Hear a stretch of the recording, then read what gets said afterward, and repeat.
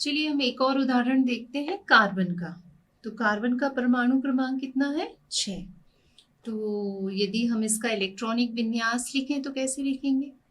1s2, 2s2 और 2p2।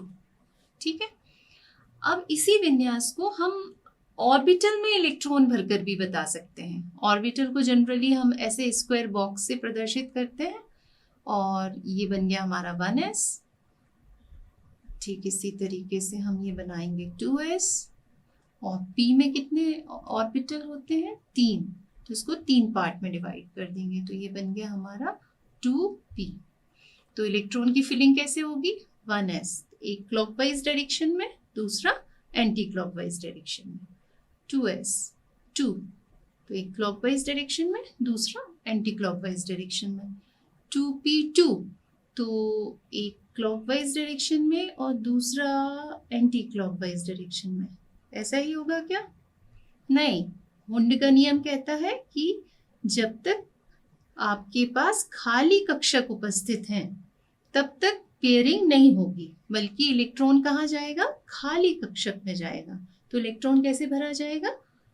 एक 2px में और दूसरा 2py में, है ना। इसी तरीके से यदि हम नाइट्रोजन का देखें तो नाइट्रोजन का एटॉमिक नंबर है 7। ये होगा 1s2, 2s2, 2p3, यानी कि कैसे भरेंगे हम इसको? 1s 2 इलेक्ट्रॉन पेयरिंग हो जाएगी, 2s 2 इलेक्ट्रॉन पेयरिंग हो जाएगी, 2p 3 इलेक्ट्रॉन।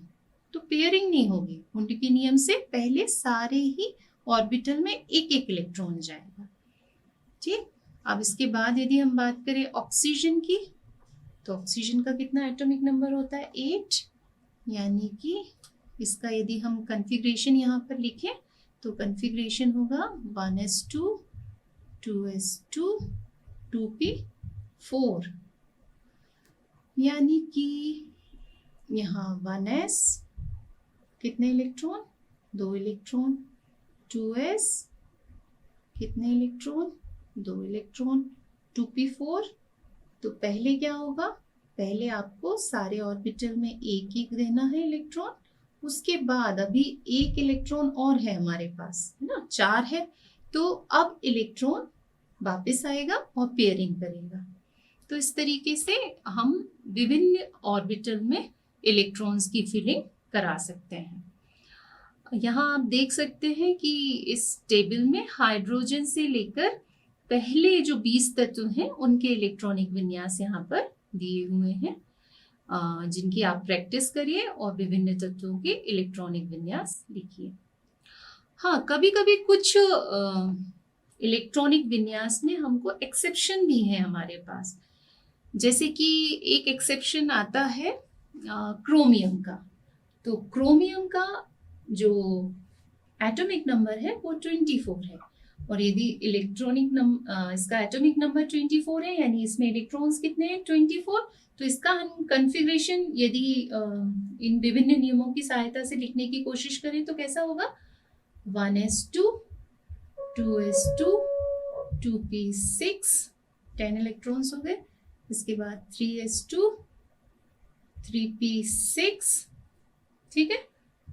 इसके बाद 3p के बाद इलेक्ट्रॉन 3d में नहीं जाता, बल्कि किस में जाता है? 4s में जाता है। तो 4s2 और क्या बचा? 3d। तो 3d में कितने इलेक्ट्रॉन बचे? 4 इलेक्ट्रॉन, तो 4। तो इन नियमों की सहायता से यदि हम देखें तो क्रोमियम का इलेक्ट्रॉनिक कन्फिग्रेशन कैसा होना चाहिए? ऐसा होना चाहिए। पर वास्तव में इसका इलेक्ट्रॉनिक कन्फिग्रेशन ऐसा नहीं होता, बल्कि इसका इलेक्ट्रॉनिक कन्फिग्रेशन होता है 1s2, 2s2, 2p6, 3s2, 3p6, 4s1 और 3d5। तो ऐसा क्यों होता है? ऐसा इसलिए होता है क्योंकि जो ऑर्बिटल होते हैं उनका स्थायित्व का गुण यहाँ पर हम देखते हैं। यहाँ आप देख सकते हैं कि ये जो 3d है इसमें कितने इलेक्ट्रॉन है? 4 इलेक्ट्रॉन है, जबकि यहाँ पर 3D में 5 इलेक्ट्रॉन है। और हम जानते हैं कि जो d ऑर्बिटल होता है ना, वो 5 भागों में विभाजित होता है, यानी कितने? 5 d ऑर्बिटल होते हैं।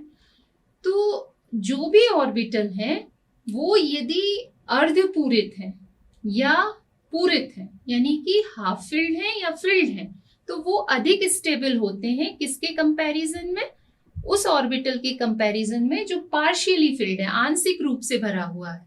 तो यदि हम बात करें 3d4 की, तो यहाँ पर उसका कॉन्फ़िगरेशन कैसे आपको दिखाई देगा? इस तरीके से। जबकि यहाँ पर यदि हम 3d5 लिखें तो वो किस तरीके से दिखाई देगा? ऐसा। तो आप बताइए कौन सा ज्यादा स्टेबल कॉन्फ़िगरेशन है? Definitely 3d5। क्यों? क्योंकि यहाँ पर ये हाफ फिल्ड है, आधा भरा हुआ है, जबकि 3d4 में जो इलेक्ट्रॉन्स हैं वो पार्शियली फिल्ड है, ना तो हाफ फिल्ड है ना ही फुल फिल्ड है।